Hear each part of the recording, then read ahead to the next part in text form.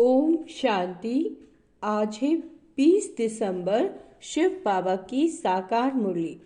आज मीठे बाबा कहते हैं, मीठे बच्चे, याद में रहने की प्रैक्टिस करो तो सदा हर्षित मुख खिले हुए रहोगे। बाप की मदद मिलती रहेगी, कभी मुरझाएंगे नहीं। प्रश्न, तुम बच्चों को ये गॉडली स्टूडेंट लाइफ किस नशे में बितानी है? उत्तर, सदा नशा रहे कि हम इस पढ़ाई से प्रिंस प्रिंसेस बनेंगे। यह लाइफ हंसते खेलते ज्ञान का डांस करते बितानी है। सदा वारिस बन, सदा वारिस बन, फूल बनने का पुरुषार्थ करते रहो। फूल यानी दूसरों को भी सुख देने का। यह है प्रिंस प्रिंसेस बनने का कॉलेज। यहाँ पढ़ना भी है तो पढ़ाना भी है, प्रजा भी बनानी है, तब राजा बन सकेंगे। बाप तो पढ़ा हुआ ही है, उसे पढ़ने की जरूरत नहीं। गीत है, बचपन के दिन भुला न देना। ओम शांति। यह गीत है खास बच्चों के लिए। भल है गीत फिल्मी, परंतु कुछ गीत हैं ही तुम्हारे लिए। जो सपूत बच्चे हैं, उन्हों को गीत सुनते समय उसका अर्थ अपने दिल में ले आना पड़ता है। बाप समझाते हैं, मेरे लाडले बच्चे, क्योंकि तुम बच्चे बने हो। जब बच्चा बने तब तो बाप का वर्षा भी याद रहे। बच्चे ही नहीं बने तो याद करना पड़ेगा। बच्चों को स्मृति रहती है, हम भविष्य में बाबा का वर्षा लेंगे। यह है ही राजयोग, प्रजा योग नहीं। हम भविष्य में प्रिंस प्रिंसेस बनेंगे। हम उनके बच्चे हैं। बाकी जो भी मित्र संबंधी आदि हैं, उन सबको भूलना पड़ता है। एक बिगड़ दूसरा कोई याद ना आए, सिवाय शिव बाबा के देह भी याद ना आए। अपना देह भी याद न आए, देह अभिमान को तोड़ देही अभिमानी बनना है। देह अभिमान में आने से ही अनेक प्रकार के संकल्प विकल्प उल्टे गिरा देते हैं। याद करने की प्रैक्टिस करते रहोगे तो सदैव हर्षित मुख खिले हुए फूल रहोगे। बाबा कहते, याद को भूलने से फूल मुरझा जाता है। हिम्मते बच्चे, मददे बाप। बच्चे ही नहीं बने बाबा के, तो बाप मदद किस बात की करेंगे? क्योंकि उनका माई बाप फिर है रावण। जो बाबा को याद नहीं करते तो उनका माई बाप कौन हो गया? रावण, माया। तो उनसे मदद मिलेगी गिरने की। तो ये गीत सारा तुम बचपन के दिन भुला न देना। बाप को याद करना है। याद नहीं किया तो जो आज हंसे कल फिर रोते रहोगे। याद करने से सदैव हर्षित मुख रहेंगे। तुम बच्चे जानते हो, एक ही गीता शास्त्र है, गीता शास्त्र, जिसमें कुछ कुछ अक्षर ठीक हैं। लिखा है कि युद्ध के मैदान में मरेंगे तो स्वर्ग में जाएंगे। अच्छा, परंतु इसमें हिंसक युद्ध की बात नहीं है। तुम बच्चों को बाप से शक्ति लेकर माया पर जीत पानी है, तो जरूर बाप को याद करना पड़ेगा। जब बाबा को याद करेंगे तभी तो शक्ति मिलेगी, तभी तुम स्वर्ग के मालिक बनोगे। उन्होंने फिर स्थूल हथियार आदि बैठ के दिखा दिए। ज्ञान कटारी, ज्ञान बाण अक्षर सुना है तो स्थूल रूप में हथियार दे दिए। वास्तव में है ये ज्ञान की बातें। बाकी इतनी भुजाएं आदि तो कोई होती नहीं। तो ये है युद्ध का मैदान। योग में रह शक्ति लेकर विकारों पर जीत पानी है। ध्यान देंगे, योग में रहना यानी बाबा को याद करना है, बाबा से शक्ति लेनी है, और जो अपने काम, क्रोध, ईर्ष्या, अहंकार है ना, ये सब विकार हैं, इन पर जीत पानी है। बाप को याद करने से वर्षा याद आएगा। वारिस ही वर्षा लेते हैं। जो बाबा के बनते हैं वारिस, वही वर्षा लेते हैं। अगर वारिस नहीं बनते तो फिर प्रजा बन पड़ते हैं। ये है ही राजयोग, प्रजा योग नहीं। ये समझाने बाप के सिवाय कोई दे न सके। बाबा कहते मुझे इस साधारण तन में आधार लेकर आना पड़ता है, क्योंकि बाबा का तो अपना कोई शरीर नहीं है, बाबा तो निराकार है, इसलिए वो ब्रह्मा बाबा के शरीर को आधार लेकर आते हैं। प्रकृति का आधार लिए बिना तुम बच्चों को मैं राजयोग कैसे सिखाऊंगा? आत्मा शरीर को छोड़ देती है तो फिर कोई बातचीत हो नहीं सकती। फिर जब शरीर धारण करे, बच्चा थोड़ा बड़ा हो, तब बाहर निकले और उसकी बुद्धि खुले, है ना। छोटे बच्चे तो होते ही पवित्र हैं, उनमें विकार होते नहीं। सन्यासी लोग सीढ़ी चढ़कर फिर नीचे उतरते हैं, अपने जीवन को समझ सकते हैं। बच्चे तो होते ही पवित्र हैं, इसीलिए ही बच्चे और महात्मा एक समान गाए जाते हैं। तो तुम बच्चे जानते हो, ये शरीर छोड़कर हम प्रिंस प्रिंसेस बनेंगे। आगे भी हम बने थे, अब फिर बनते हैं। ऐसे ऐसे ख्यालात स्टूडेंट को रहते हैं, यह भी उनकी बुद्धि में आएगा। जो बच्चे होंगे और फिर वफादार फरमान बरदार होंगे, श्रीमत पर चलते होंगे, नहीं तो श्रेष्ठ पद पा नहीं सकेंगे। टीचर तो पढ़ा हुआ ही है, ऐसे नहीं कि वह पढ़ते हैं फिर पढ़ाते हैं, नहीं, टीचर तो पढ़ा हुआ ही है, उनको नॉलेजफुल कहा जाता है। सृष्टि के आदि मध्य अंत की नॉलेज और कोई नहीं जानते। पहले तो निश्चय चाहिए, वह बाप है। अगर किसी की तकदीर में नहीं है तो फिर अंदर में खिट खिट चलती रहेगी। अगर किसी की तकदीर में नहीं है, पता नहीं चल सकेगा। बाबा ने समझाया है, जब तुम बाप की गोद में आएंगे तो यह विकारों की जो बीमारी और ही जोर से बाहर निकलेगी। जो 5 विकार हैं वो और जोर से बाहर आएंगे। वैद्य लोग भी कहते हैं कि बीमारी उथल खाएगी। बाप भी कहते हैं, तुम बच्चे बनोगे तो देह अभिमान की, काम क्रोध आदि की बीमारी बढ़ेगी, नहीं तो परीक्षा कैसे हो। कहाँ भी मूंझो तो पूछते रहो। जब तुम रुस्तम बनते हो तो माया खूब पछाड़ती है।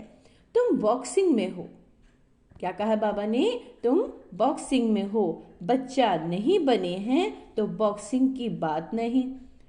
वो तो अपने ही संकल्प विकल्पों में गोते खाते हैं, न कोई मदद मिलती है। बाबा समझाते, मम्मा बाबा कहते हैं तो बाप का बच्चा बनना पड़े, फिर वह दिल में पक्का हो जाता है कि ये हमारा रूहानी बाप है। बाकी यह युद्ध का मैदान है, इसमें डरना नहीं है कि पता नहीं तूफान में ठहर सकेंगे या नहीं, है ना। कोई भी मुश्किल आती है तब भी हम ठहर सकेंगे या नहीं। बाबा कहते इसको कमजोर कहा जाता है, इसमें शेर बनना पड़े। पुरुषार्थ के लिए अच्छी मत लेनी चाहिए, बाप से पूछना चाहिए। बहुत बच्चे अपनी अवस्था लिखकर भेजते हैं, बाप को ही सर्टिफिकेट देना है। इनसे भल छिपाए परंतु शिव बाबा से तो छिपा न सके।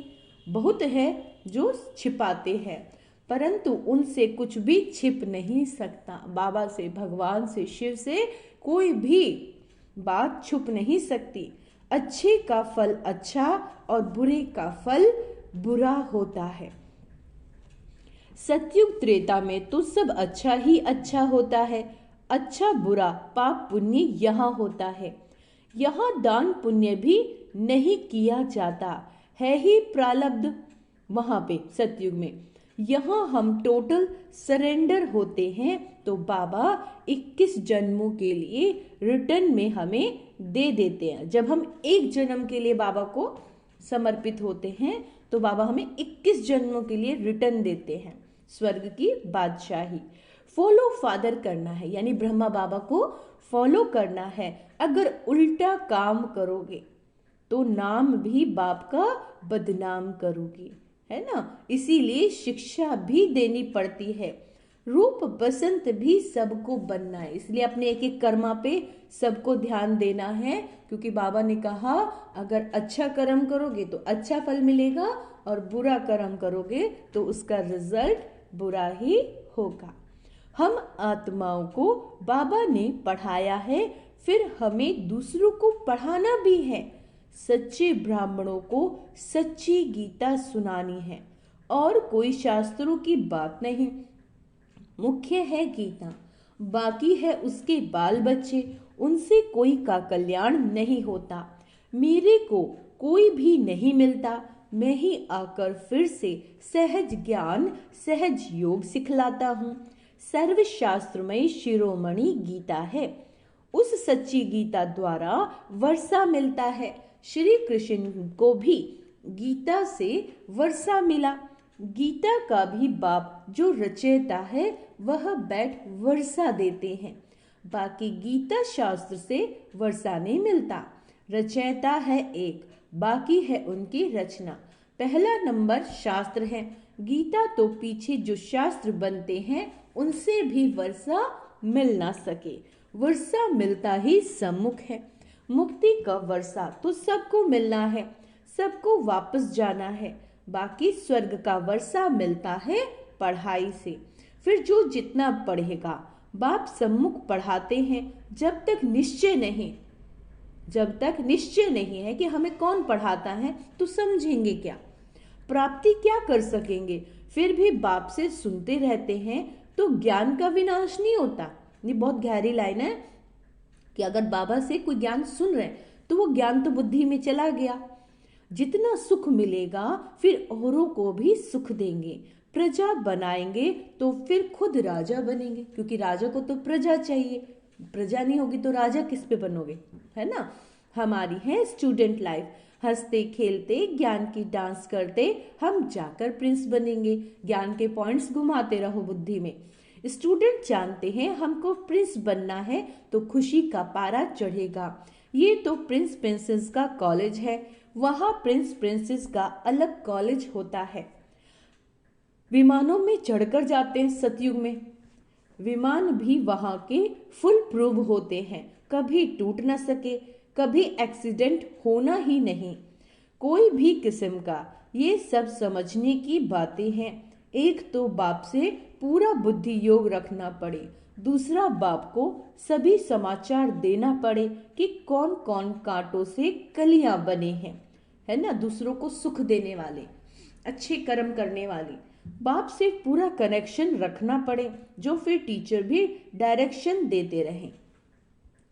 कौन वारिस बन फूल बनने का पुरुषार्थ करते हैं। कांटों से कली तो बने, फिर फूल तब बने जब बच्चा बने, नहीं तो कली की कली रहेंगे, अर्थात प्रजा में आ जाएंगे। अब जो जैसा पुरुषार्थ करेगा ऐसा पद पाएगा, ऐसे नहीं एक के दौड़ने से हम उनका पूछ पकड़ लेंगे। भारतवासी ऐसे समझते हैं, परंतु पूछ पकड़ने की तो बात नहीं, जो करेगा सो पाएगा। बाबा बहुत प्रैक्टिकल है, जो करेगा सो पाएगा, नहीं तो नहीं पाएगा। जो पुरुषार्थ करेगा 21 पीढ़ी उसकी प्रारब्ध बनेगी।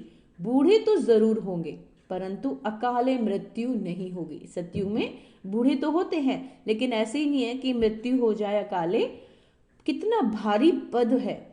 बाप समझ जाते हैं इनकी तकदीर खुली है, वारिस बना है, अभी पुरुषार्थी है, फिर रिपोर्ट भी करते हैं बाबा यह विघ्न आते हैं, यह होता है। हर एक को पोता मिल देना होता है। इतनी मेहनत और कोई सत्संग में नहीं होती। बाबा तो छोटे छोटे बच्चों को भी संदेशी बना देते हैं। लड़ाई में मैसेज ले जाने वाले भी चाहिए ना। लड़ाई का ये मैदान है, यहाँ तुम सम्मुख सुनते हो तो बहुत अच्छा लगता है, दिल खुश होती है। बाहर गए और बगलों का संग मिला तो खुशी उड़ जाती है। वहाँ माया की धूल है ना, इसीलिए पक्का बनना पड़े। बाबा कितना प्यार से पढ़ाते हैं, कितना फैसिलिटीज देते हैं। ऐसे भी बहुत हैं जो अच्छा कहे फिर गुम हो जाते हैं, कोई विरला ही खड़ा हो सकता है। यहाँ तो ज्ञान का नशा चाहिए। शराब का भी नशा होता है ना। कोई देवाला मारा हो और शराब पिया, जोर से नशा चढ़ा, तो समझेगा हम राजाओं का राजा हूं, है ना। कोई शराब पी लेता है तो कैसे नशा चढ़ जाता है। यहाँ तुम बच्चों को रोज ज्ञान अमृत का प्याला मिलता है। कौन सा प्याला? ज्ञान अमृत।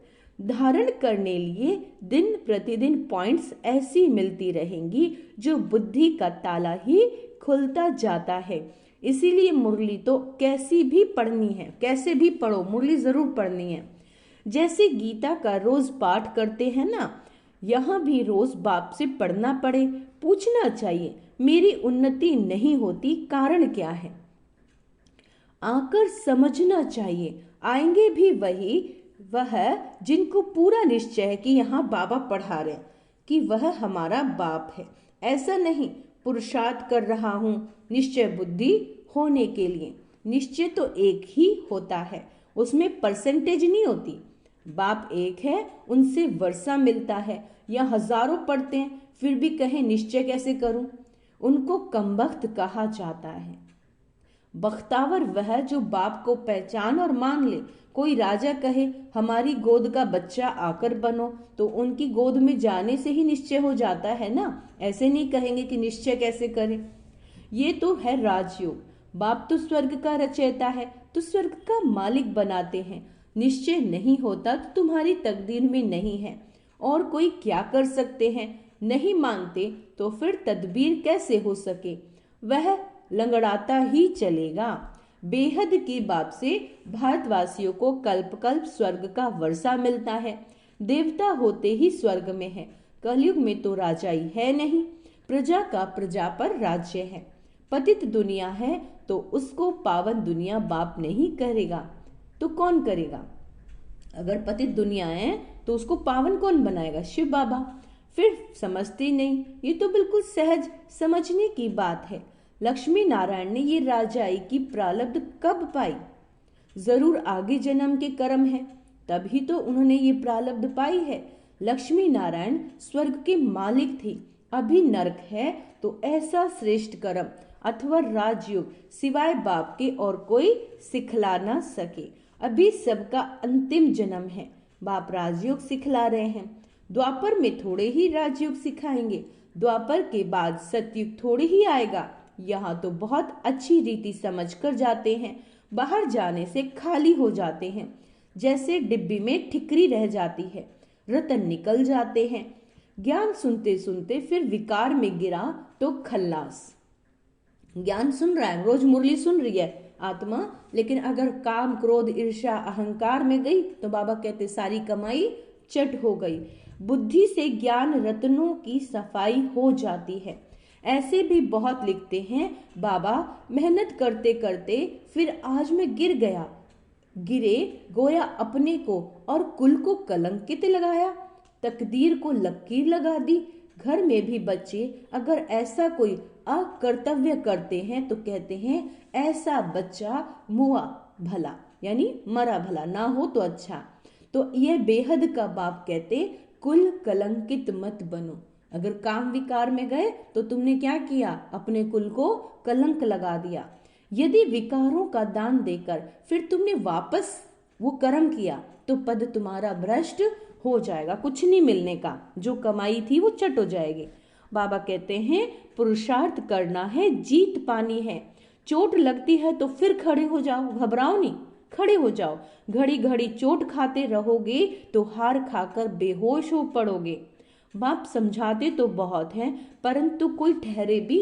माया बड़ी तीखी है, पवित्रता का प्रण कर लिया, अगर फिर गिरते हैं तो चोट बड़े जोर से लग पड़ती है। बेड़ा पार होता ही है पवित्रता से। प्योरिटी थी तो भारत का सितारा चमकता था, अब तो घोर अंधियारा है। अच्छा, मीठे मीठे से केला दे बच्चों प्रति माता पिता बाप दादा का याद प्यार और गुड मॉर्निंग। रूहानी बाप के रूहानी बच्चों को नमस्ते। हम रूहानी बच्चों के रूहानी माता पिता बाप दादा को याद प्यार गुड मॉर्निंग नमस्ते। मीठे बाबा शुक्रिया, बाबा शुक्रिया। धारणा के लिए मुख्य सार, क्या धारण करना है, क्योंकि बाबा कहते हैं धारणा के ही नंबर हैं। इस युद्ध के मैदान में माया से डरना नहीं। ठीक है, अंडरलाइन करेंगे, मुझे माया से डरना नहीं है। बाप से पुरुषार्थ के लिए अच्छी मत लेनी है। वफादार फरमान बरदार बन श्रीमत पर चलते रहना है। रूहानी नशे में रहने के लिए ज्ञान अमृत का प्याला रोज पीना है। मुरली रोज पढ़नी है। तकदीरवान यानी बख्तावर बनने के लिए बाप में कभी संशय ना आए। ठीक है, वरदान है, ब्रह्मा बाप समान जीवन मुक्त स्थिति का अनुभव करने वाले कर्म के बंधनों से मुक्त भव। कर्म के बंधन से मुक्त भव। ब्रह्मा बाप कर्म करते भी कर्म के बंधन में नहीं फंसे। संबंध निभाते भी संबंधों के बंधन में नहीं बंधे। वे धन और साधनों के बंधन से भी मुक्त रहे। जिम्मेवारियां संभालते हुए भी जीवन मुक्त स्थिति का अनुभव किया। ऐसे फॉलो फादर करो। किसी भी पिछले हिसाब किताब के बंधन में बंधना नहीं। संस्कार, स्वभाव, प्रभाव और दबाव के बंधन में भी नहीं आना। संस्कार, स्वभाव, प्रभाव और दबाव के बंधन में भी नहीं आना। तब कहेंगे बंधन मुक्त, जीवन मुक्त। स्लोगन है, तमोगुणी वायुमंडल में। दुनिया में कैसा वायुमंडल है इस समय, है ना, विकार पूरे चरम पे हैं। तो ये क्या है, ये तमोगुणी वायुमंडल। बाबा कहते तमोगुणी वायुमंडल में स्वयं को सेफ रखना है तो साक्षी होकर खेल देखने का अभ्यास करो। ये क्या है, एक खेल है। और हर आत्मा का, कल बाबा ने क्या कहा था, हर आत्मा का पार्ट अपना अपना है। वो अपना पार्ट बजा रहे हैं। तो हर आत्मा का पार्ट देखो साक्षी होकर, ये खेल चल रहा है। अच्छा, ओम शांति। तो आज स्वमान अभ्यास करेंगे। मैं कर्म बंधन मुक्त आत्मा हूँ। मैं साक्षी दृष्टा आत्मा हूँ। मैं फरमान बरदार आत्मा हूँ। मैं रूहानी नशे में रहने वाली तकदीरवान आत्मा हूँ। ओम शांति।